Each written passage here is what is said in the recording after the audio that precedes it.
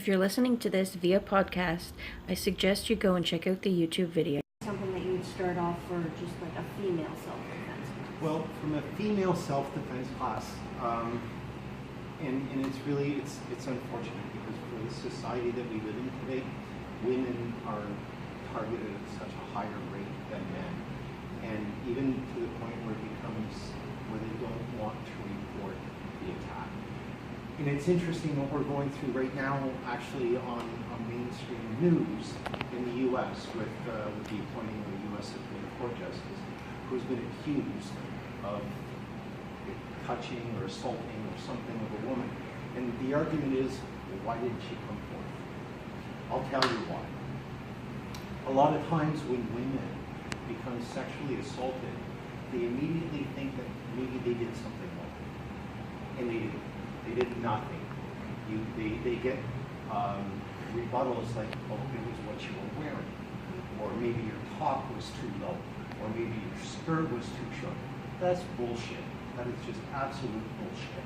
So when a woman gets sexually assaulted, the first thing that naturally comes to her mind is, did I do something wrong?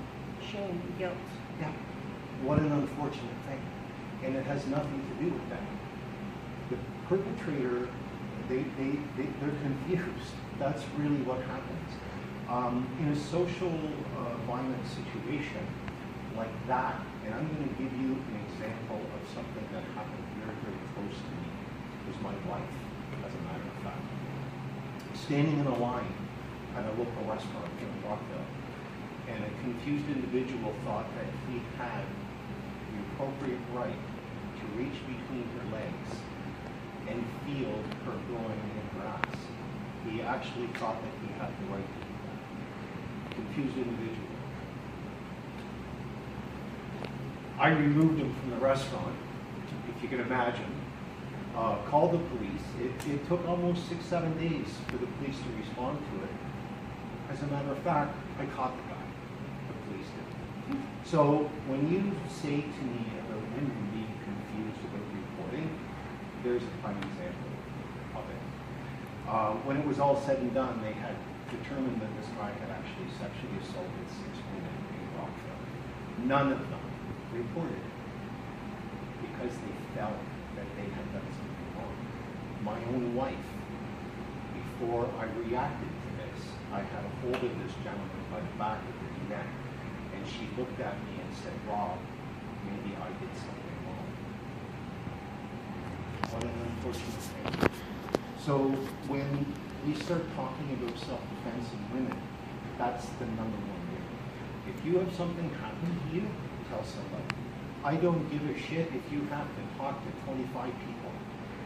Probably at about 2 or 3, someone's going to listen to you, but just keep going, right? You have to keep going until somebody listens to you, and somebody will do something. That's the first problem with women's self-defense, is the position that women have been put in our society over these types of things. They're betrayed that maybe it was them that did something wrong. Not the case. So, talking about women's self-defense, the very first thing, awareness. That's so important. And I'm going to give you an example. Let's say we're going to cross a dark parking lot tonight. Maybe it's even a Walmart parking lot. Big parking lot, it's dark, it's the whole bit.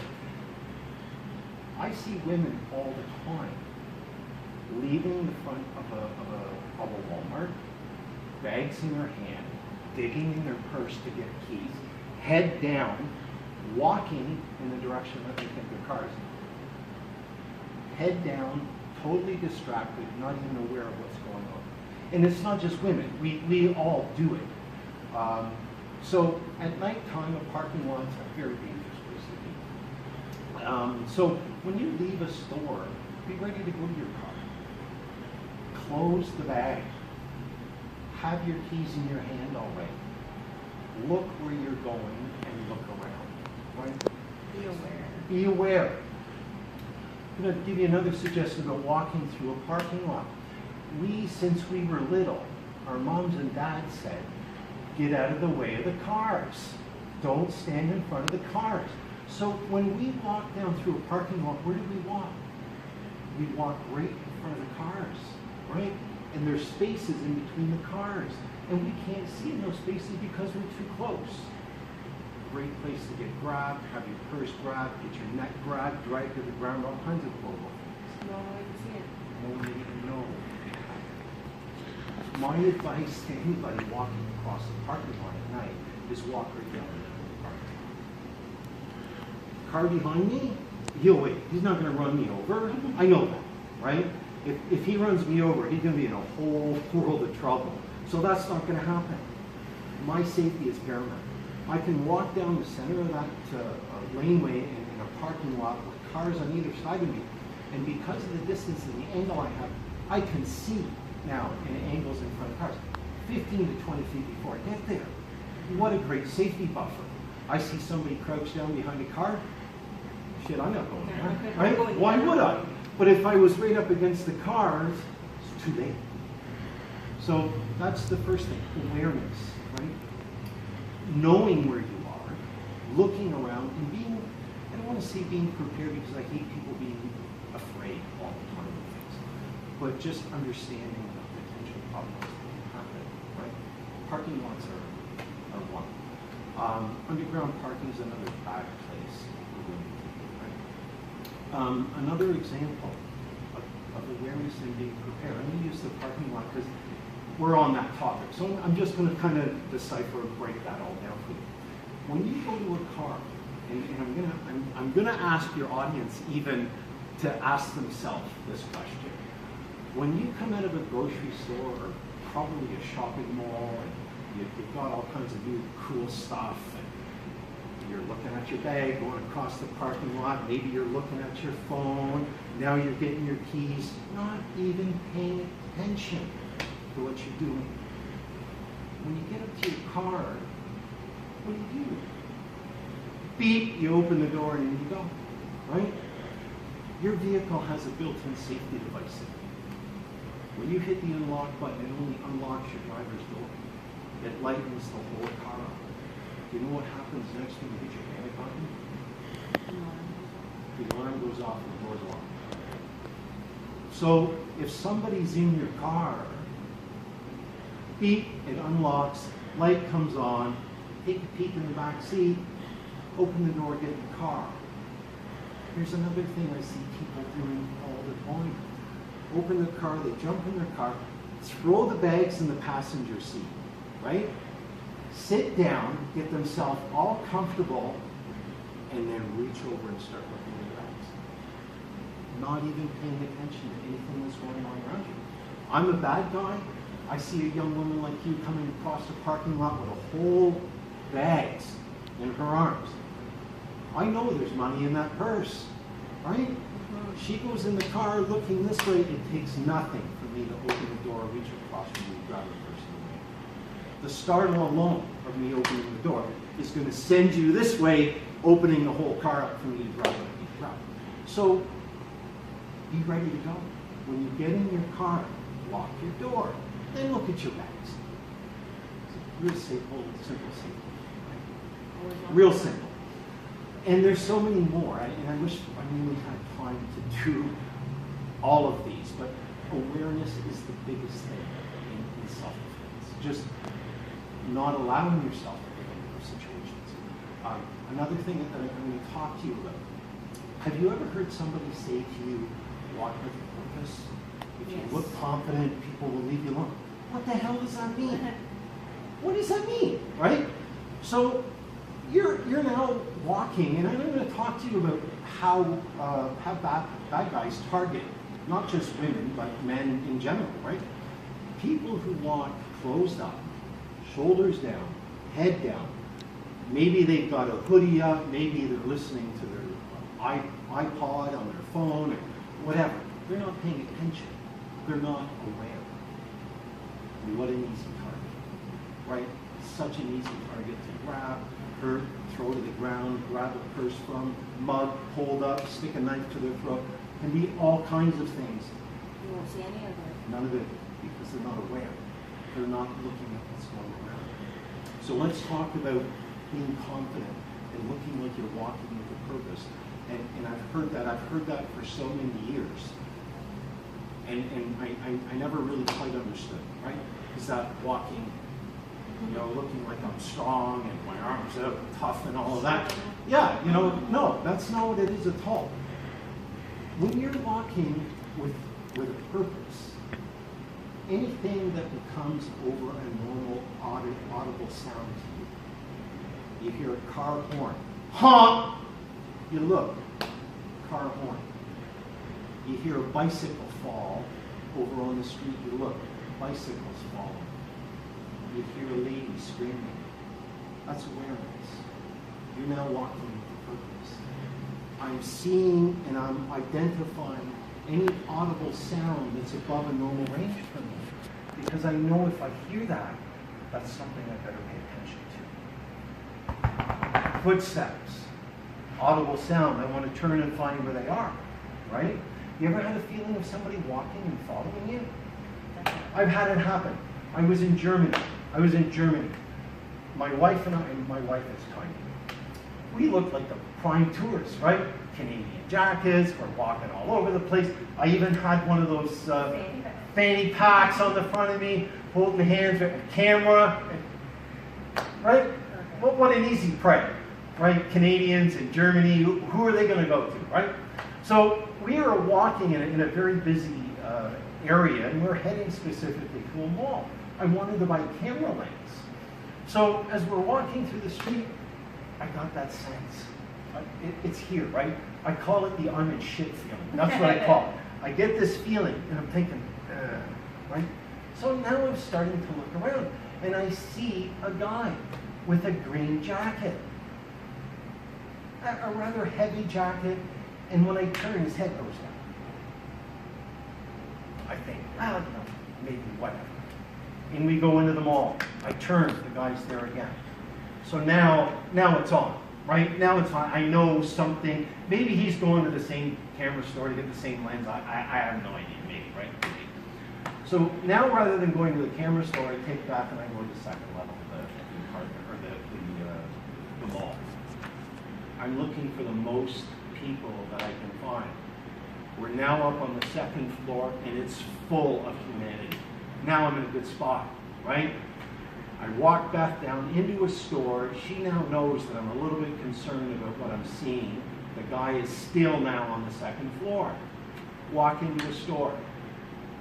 Doesn't find the store. Right? Now I know. We're being targeted, right? So there's all kinds of people. I'm in a safety zone now. I'm hoping I'm in a safety zone now. So what do you do from that point? You know what, me being me, even at that point with the amount of years of training that I've had and knowing what I do, me going toe-to-toe with somebody was a silly thing to do. Why would I do that? I don't know if he's got a weapon, knife. Could have had anything, so why would I do that, right? So stay in the store, right? Ask the lady at the counter, do you have security here? Would you maybe be able to bring them and just have them come up and walk us out? I think somebody's following me. That's what they're there for. Don't be afraid to ask for help. Don't be afraid to ask for help. As I said right from the beginning, right? If the first person doesn't want to listen to you, go to 30 of them. Somebody's going to listen and they will help you. So, I mean, I've had that experience myself. It's happening. It is. But knowing how to react to it and how to deal with it is proper self-defense, right? So, let's talk a little bit about some of the issues that women run into in this one. Social violence is probably the biggest violence that we get exposed to. All right? You know what? You and I or maybe we're on a date. We're on a date and we're at a bar and we're standing at the bar and we're having this wonderful conversation. And somebody comes up and just falls into you and spills their drink all over you and your drink gets spilled all over you. Well, I have to protect your honor, don't I? Well, here now comes ego into this, right? I step up, what are you doing? I push the guy, he pushes me back. We're now into a social violence situation. More people die from social violence situations than they do from any other situation in the world. We're interacting We live with people in this world. We see them every day. Road rage. Road rage is a great one. There's another one, right? Maybe a young mom is walking down the street, comes off the sidewalk because she has a green light, and the guy's coming around the corner on the red light, and now he gets all pissy, and he's blowing the horn, and he gets out, and he's screaming at her. Nothing wrong. Social violence.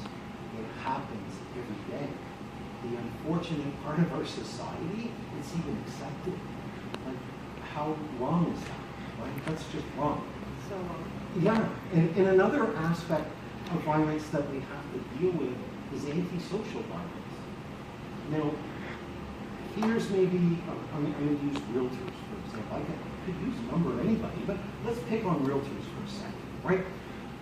Antisocial violence. See a young, pretty girl is going to do an open house. She has her picture in the newspaper. I know where she works. Oh my God, she's given me her phone number. Now I know where she's going to be at this house, and I don't even know the time she's going to be there. This is all antisocial violent behavior. I'm targeted. I see that. I think I have a right to have that because I'm confused. But to me, that's normal. That's what I want. So I'm going to go and I'm going to have that. That's antisocial violence. We're dealing with psychopaths, sociopaths, even to some point, maybe people that are maybe a little bit mentally handicapped that quite don't have an understanding of what it is that they're doing wrong. But those are all antisocial violent behaviors. The psychopaths are the ones that you have to worry about. The sociopaths, we have a little bit of a problem with that right now in Boston. We have a group of kids that are going around pretending that they're something that they're not, imposing their will on other people. They're hurting them. They're harming them. As a matter of fact, I've been asked to work with a family who have had two members in that family assaulted by these people. So that's antisocial violence, right? You did something that I don't like. I'm going to target you. I'm going to make you pay. I'm going to retribution on you like God has never seen before. Antisocial violence. Very dangerous stuff, right? So those are what we deal with on a daily basis. Biggest thing is awareness. Second biggest thing is understanding what it is. So if it's a social violence situation, guy walks into you, hits you, drinks go all over you, I step in front of you to protect your honor, and before I push him, because he's going to see it, right? He goes, whoa, whoa, hang on. I'm really sorry. I didn't mean to dump my drink on your girlfriend. Like, my apology. Hey, let me buy you a drink. No, let me pay for dinner for you two. I am so sorry. What a great anti-violence diffusion, right? Taking that whole social violence setting, which could have very quickly turned into a fight. Somebody was going to get hurt, possibly maimed or even killed, right? That's what happens when people fight. And it was diffused because he knew the difference between social violence and antisocial, right? I watched a video not too long ago that was on Facebook. Young girl in Toronto, 3 o'clock in the morning, ran up to a door, hit the doorbell on his house. They had a camera, a video camera that was activated from the doorbell. She's standing there waiting for somebody to answer the door. And she's looking around. She's looking. Somebody's coming after her. I knew that before I saw what was happening. A man walks up, just strutting, grabs her by the hair, pulls her off the front veranda. She's going, oh my God, I'm going to die. Oh my God, I'm going to die. As he's dragging her to the car. Antisocial violence. Thank God they found her. She was alive. Those are different situations. You see somebody bearing down on you with a will, that a determination that they are either going to harm you or get what they want, you have one thing to do. Hit them. Don't wait. Don't talk. Don't ask. Hit. That's what you have to do. So, but you need to understand the differences, right? Is maybe the guy having a bad day? You know what, it's 3 o'clock in the morning, he's coming up on the porch of a house where he shouldn't be. That's antisocial violence, right? You're walking down the street and we had a run-in 5 years ago and you see me and you know there's going to be shit to pay, antisocial violence. I see you, I'm going to make you pay for it now, right? Those are things that you don't want to mess with. So, you know, self-defense can be very complicated. It can also be very easy to understand. You just need to know what level of violence is that you're dealing with. So, women are at such a high risk. The last statistic that I read in Canada, 1 in 3. 1 in 3 women between the ages of 15 and 36 are going to be sexually assaulted. That is an insane number. 1 in 3. This is Canada, the land of polite people, right? 1 in 3. We have another problem in Canada. Human trafficking. It's a huge issue. And everybody's turning a blind eye to it, right? Last year alone, there was 38,000 Canadian youths went missing. Missing. Oh my God. Of that number, they expect 15 to 20% were runaways. Where's the rest? There was an incident yesterday in Canada where somebody actually tried to steal a child at a daycare center. And with that, and I'm sorry, I'm just going to branch here for a second. I'm going to talk about this because this is another area of, and this is even falls into the category of self-defense. It becomes awareness. So here's what happened. Young African-American girl, 12 to 14 years old, shows up at a daycare center in Canada. I'm here to get my little sister. My mom and dad are in the car and you've asked me to come around. This happened. Thank God the daycare center asked whether your mom and dad have to come get them. The little girl left and never came back. It happens all the time. Children in malls getting whisked away from parents because they're standing at the doorway of a shop where parents are busy, right? So you might say, well, how did that person know that that baby was at the daycare or that young child was at the daycare? How would they know? No one asked. Moms and dads, stop putting pictures of your kids on friggin' Facebook and telling the world where their daycare is, or what school they go to, or what grade they're in, or mentioning all of their names of all of their friends. Stop that. The shit is real. There's bad people out there, and all you're doing is providing them with information and facts.